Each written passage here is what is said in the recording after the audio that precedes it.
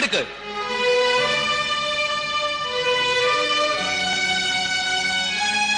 ചന്തുവിനെ തോൽപ്പിക്കാൻ നിങ്ങൾക്കാവില്ല.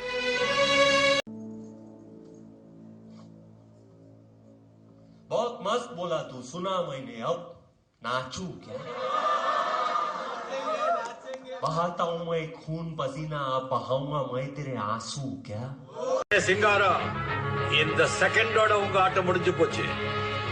செத்தவங்களுக்கு மரியாதையா சருக பண்ணிட்டு குடத்தோட சேர்ந்து நீ உங்க ஆட்டுக்குள்ள ஊரை விட்டு கிளம்பிட்டே இருக்க. பஞ்சாயத்து பண்ண நினைச்சேன், எல்லாரையும் சுட்டு தள்ளிட்டு போயிட்டே இருப்பேன். கொலை வெறியில இருக்க, புரிஞ்சுதா? അപ്പൊ അങ്ങനെയാണ് കഥയുടെ കിടപ്പ്. അതുകൊണ്ട് ഇനി ഇത്തിരി മര്യാദ പാലിക്കുന്നത് നല്ലതാ. അല്ലെങ്കിൽ തടി കടാവും, അത്ര തന്നെ. ഇത്തിരി പോന്ന നീയോ? ഓ, ഇത് മതി. ഈ സൈസിനൊക്കെ ഞാൻ ധാരാളം മതി. സംശയമുണ്ടോ? വേണമെങ്കിൽ ഒന്ന് പരീക്ഷ.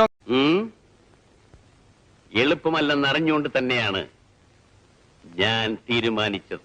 വിക്രമനെ മാത്രമല്ല, പോലീസിനെയും നമുക്ക് നേരിടേണ്ടി വരും.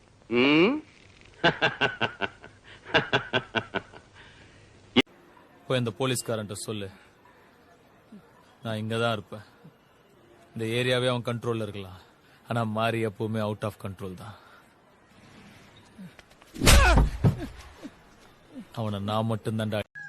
എന്റെ ഫോട്ടോ നോക്കി താൻ സംസാരിക്കാറുണ്ടോ? ഇതൊക്കെ എങ്ങനെ അറിഞ്ഞു? അല്ല, സ്വപ്നമല്ലേ സ്വപ്നം. ഇതിലെന്തോ ഗുട്ടൻസ് ഉണ്ട്. ഏയ്, ഒരു ഗുട്ടൻസും ഇല്ല.